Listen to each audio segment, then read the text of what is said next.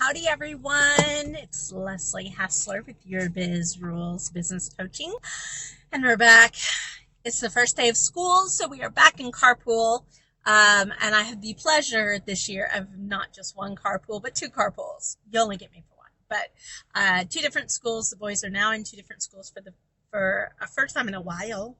And we'll be on and off, so it's going to be interesting to change the schedule and figure out what works. But we're back coaching from the carpool, and I'm going to grab my notes because hi Shirley, thanks for coming back. Love to have you here.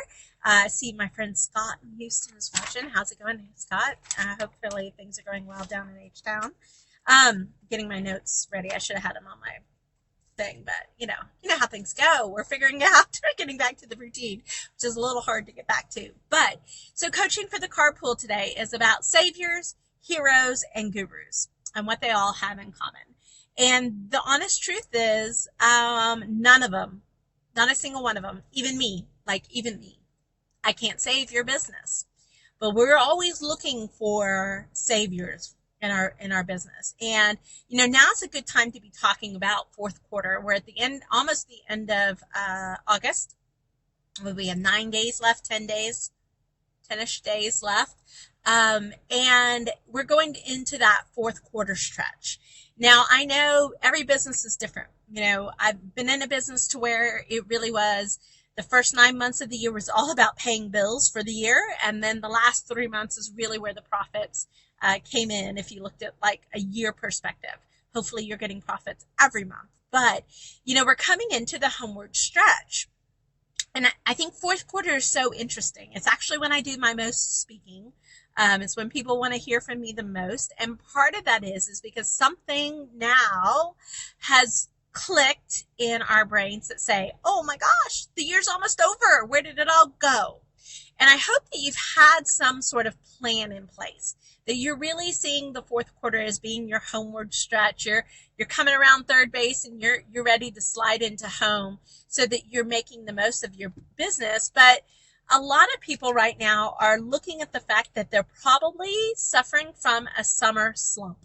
And I love this thought in business. I don't actually love it, but when I heard this term in business, and I think I heard it from Darren Hardy, talking about the summer slump, we want to play a little bit more. We need to have a good time.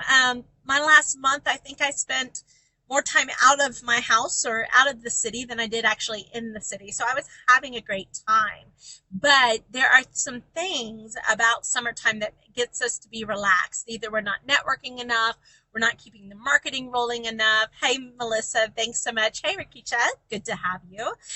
So, you might be suffering a bit of a summer slump. You had a little much fun. Maybe you have a little bit of a hangover now, and it's time to get down to work.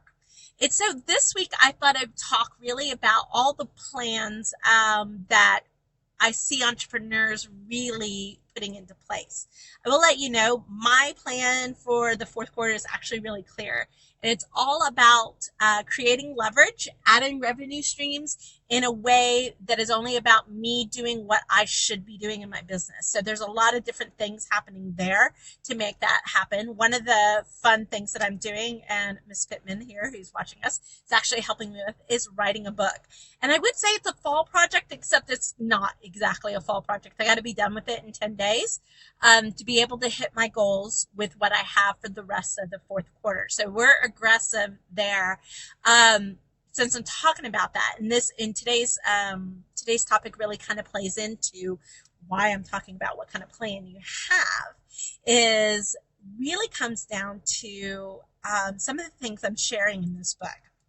And so if you're interested in what that book is, and you'd like to be part of my launch community, I'm not going to mask it. I'm not going to call it some clever name. It is what it is. I'm looking really for people that love my message, that want some sneak peeks into that book, meaning you get to read it before everybody else does. You'll definitely get a free digital copy. I'm looking at, the dollars and cents if I can actually give you a free or really reduced printed copy. And so you get into all the behind the scenes stuff in exchange for your feedback. Everything we share with people, sometimes there's what we think and what we write, and you want to make sure that it actually can be interpreted the way you want it to. So that's what I need, is some feedback from the people that want to be a part of the launch community, as well as when it's time, just someone to celebrate with, somebody to share. So if that is something you want to be a part of, if you'll just type hashtag MyBiz, B-I-Z rules into the comments below, then I'll put you into that kind of community. I'll be creating it probably by the end of the week. That's my goal. And then we're going to have a lot of fun there. So, that's just kind of one of my plans. But, as I'm writing this book and I'm looking at really the saviors that we're looking for in our business, because it's amazing how many of these same types of saviors I see business owners looking for. And the truth is that if I can drive something home, is that no one can save your business but you. I mean, you really do have everything you need. You have all the resources you need, or you at least have the ability to create them in a way to save your own business. I will admit, when I get a client that's in a do or die situation, we've got a 50-50 chance. Like, as much as I want to save their business, I can't always. And part of that has to do with time. Part of it has to do with the time to actually develop a plan, the time to put the plan into place and maybe learn a little bit along the way and to see results. It just takes time. And I haven't figured out how to create more time. I don't know if you have.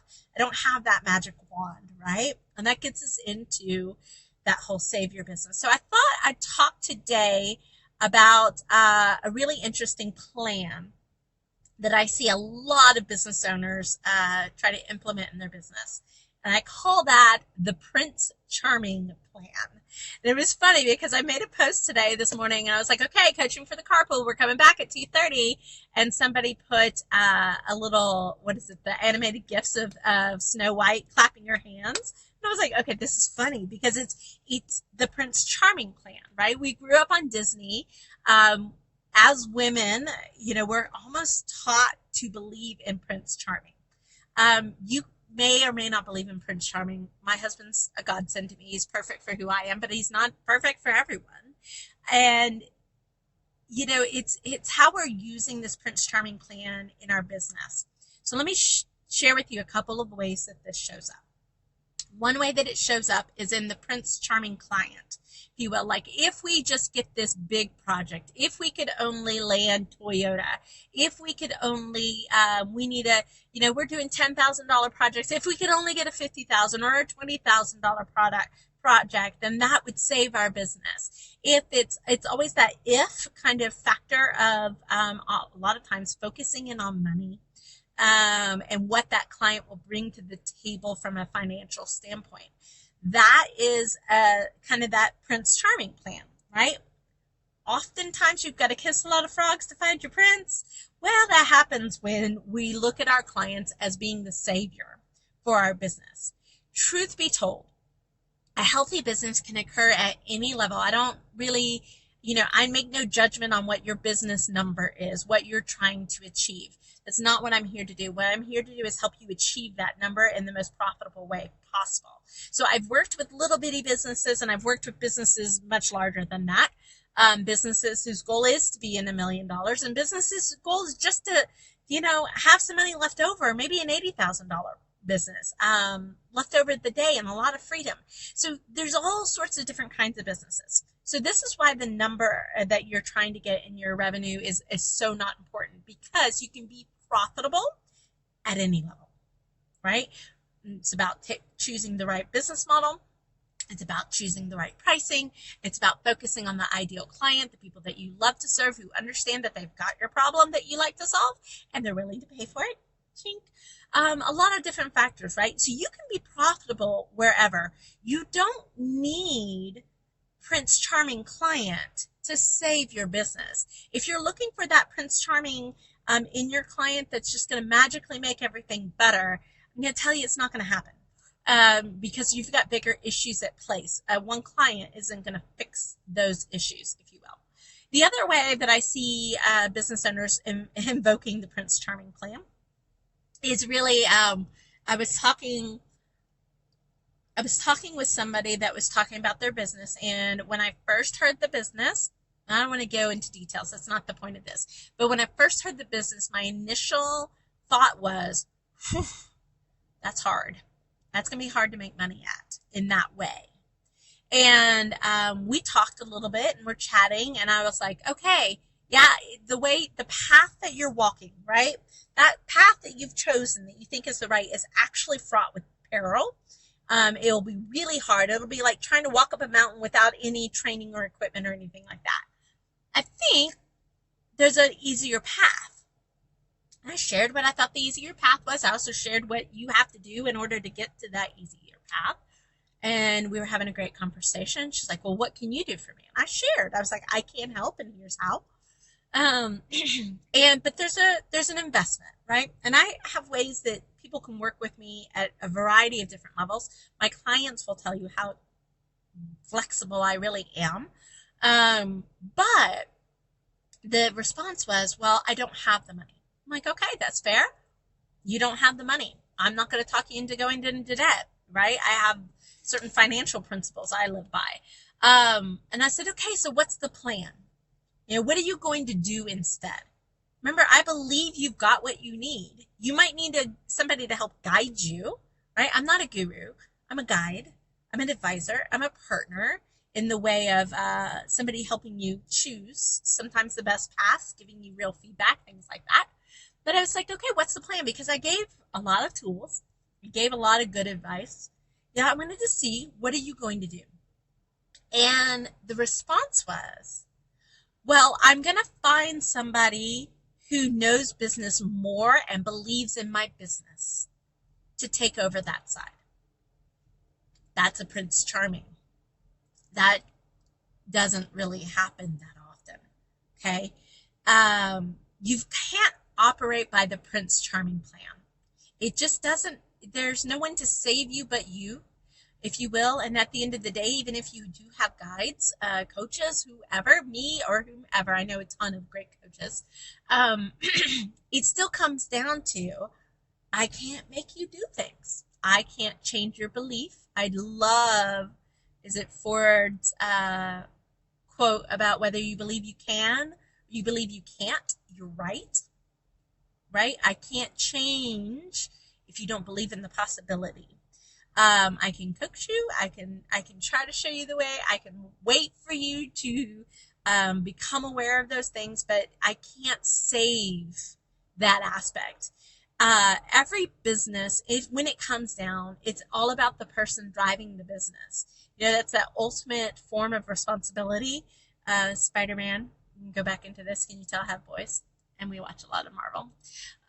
Maybe that's not Marvel. I don't know who he is. But anyway, Spider-Man, with great power comes great responsibility. And that's the thing about business, is there's something not working for you in your business. You've got to take responsibility for what you created, right? You may not have known any better, and hey, that happens to us all. You may not have been able to see far enough in the future to understand that your perfectly great idea was actually leading you down a bad path or a hard path.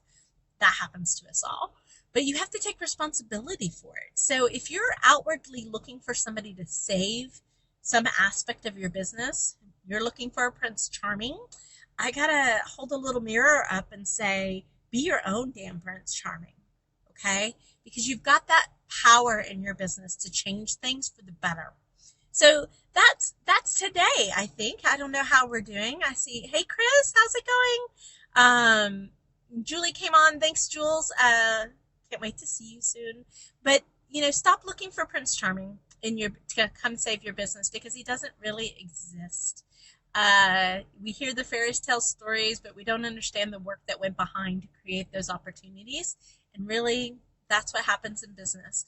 So that's it today. I hope you enjoyed. We're going to talk about a different kind of plan tomorrow. That's going to be a good one too. I know that I'm going to have some of you going, oh, darn, I implement that in my own business. So we'll be back.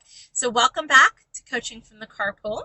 If you want in on my new book and the launch community and the behind the scenes goodness, remember to, Keisha says, no Prince Charmings. Nope, they don't exist.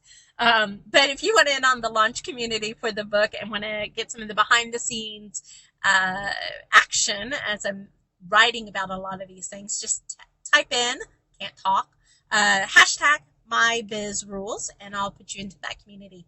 Otherwise, I'll see you tomorrow. Same bat time, same bat channel, 2:30-ish, and we'll be coaching from the Carpool. This has been Leslie Hassler with Your Biz Rules Business Coaching. Thanks, guys.